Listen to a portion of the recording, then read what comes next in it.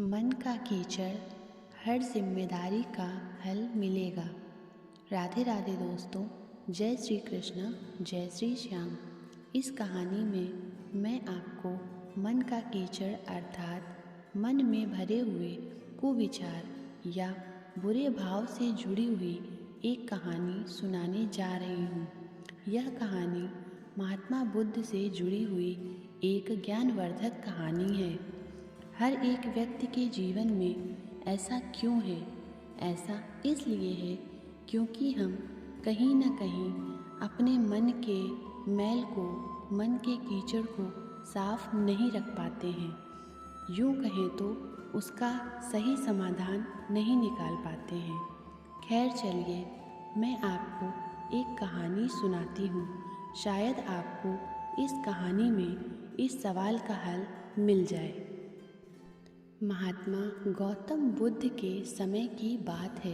एक गांव में एक किसान अपनी पत्नी और 2 बच्चों के साथ रहता था। वह किसान बहुत ही ज़्यादा परेशान रहता था। अपने 2 बच्चों और पत्नी की ज़रूरतों को पूरा नहीं कर पाता था। शायद यही उसकी परेशानी की सबसे बड़ी वजह थी।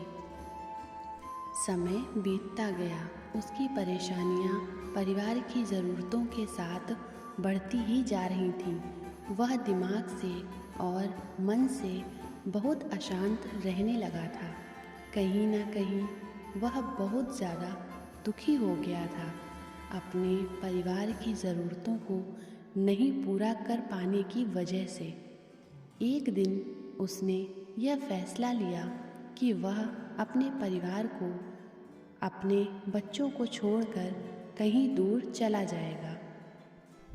अंततः वह मनूस दिन और काली रात आ गई, जिस दिन वह अपने परिवार को, अपने बच्चों को, अपनी पत्नी को छोड़कर घर से कहीं दूर चला गया। वह किसान चलता ही गया, चलता ही गया।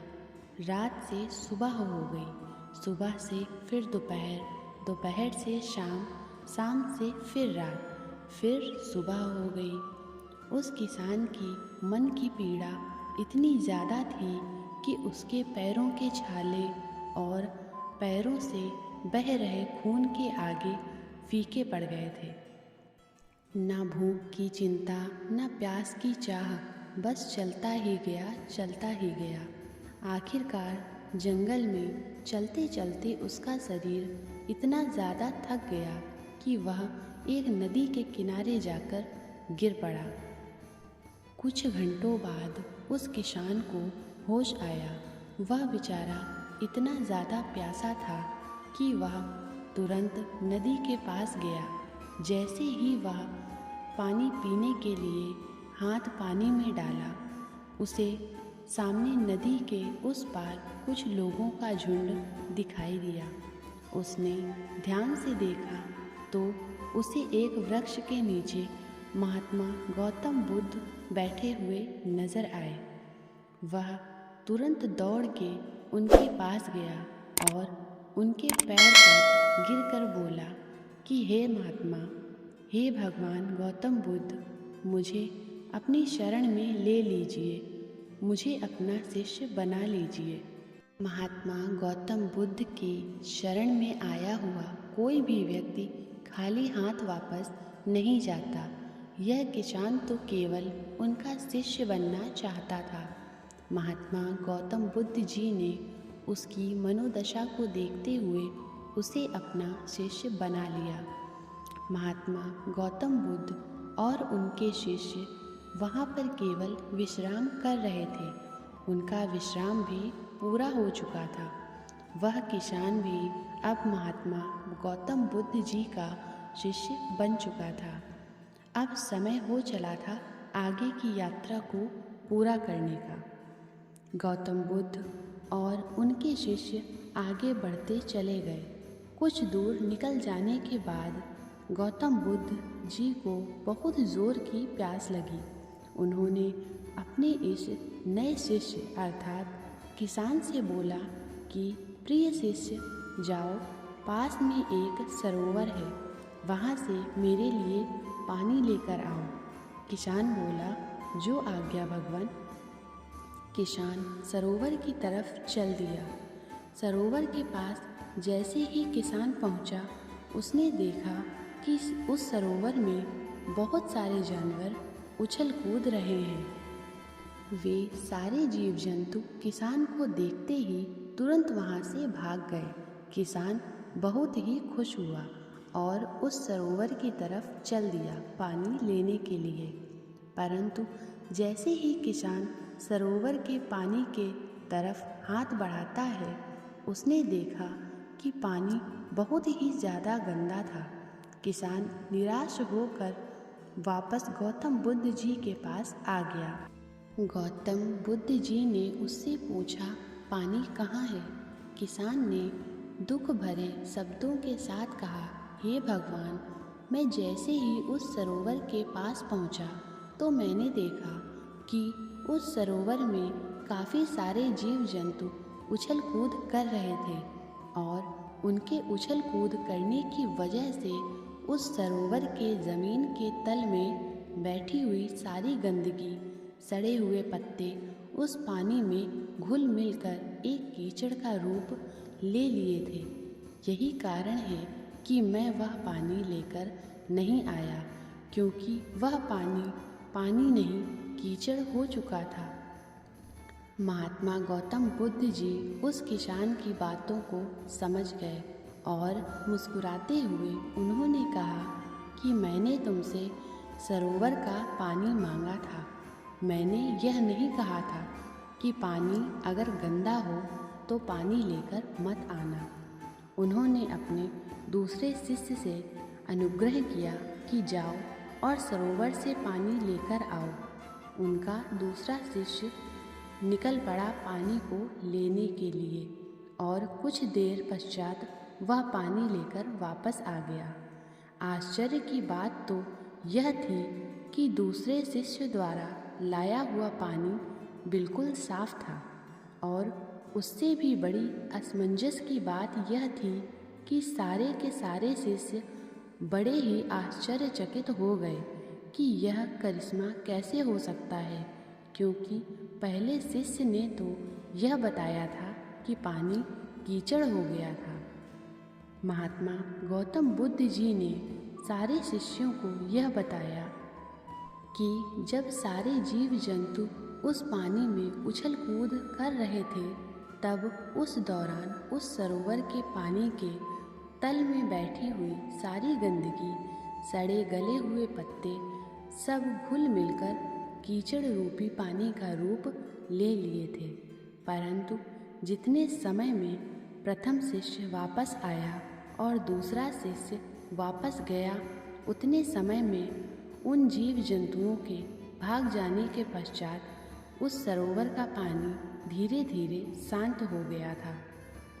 और जैसे जैसे सरोवर का पानी शांत होता गया, उस सरोवर के कीचड़ रूपी पानी में घुली हुई सारी सड़ी गली पत्तियाँ और मिट्टी धीरे धीरे शांत होकर उस सरोवर के तल में जाकर बैठ गए, जिससे उस सरोवर का पानी शांत होकर साफ हो गया तथा सारे गले हुए सड़े हुए पत्तियाँ भी शांत होकर आराम से उस सरोवर के तल में जाकर बैठ गए थे।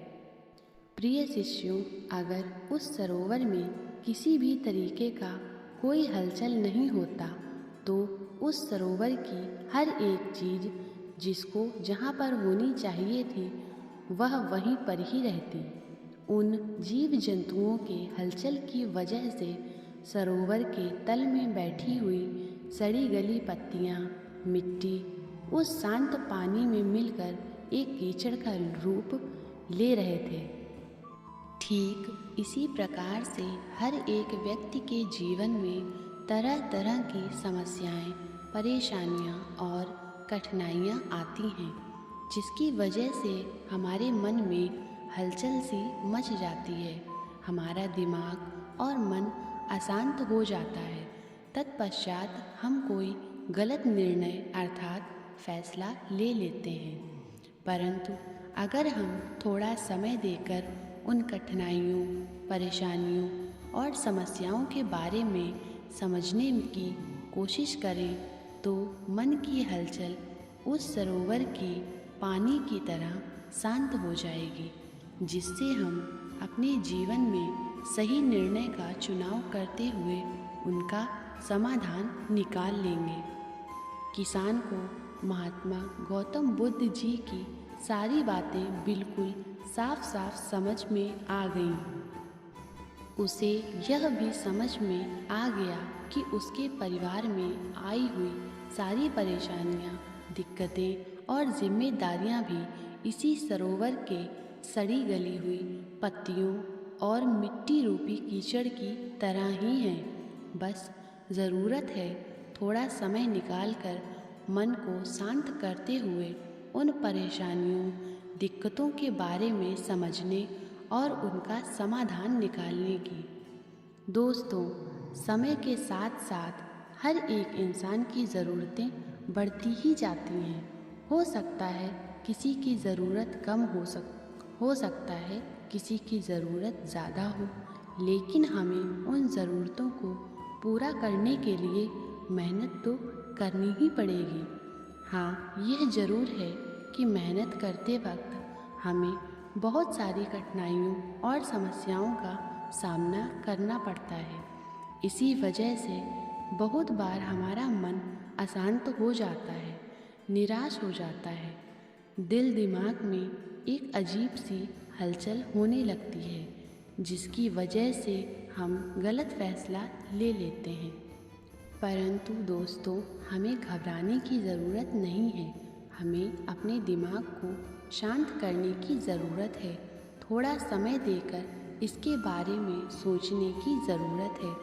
इसका समाधान कुछ ना कुछ ज़रूर निकल आएगा। दोस्तों, ये वीडियो आपको कैसा लगा हमें कमेंट करके ज़रूर बताएं। ऐसी ही महत्वपूर्ण जानकारी के लिए और ऐसी ही वीडियोस देखने के लिए हमारे चैनल को लाइक, शेयर और सब्सक्राइब करें। धन्यवाद। यहाँ दी गई जानकारी सामान्य मान्यताओं और जानकारियों पर आधारित है। चैनल इसकी पुष्टि नहीं करता है।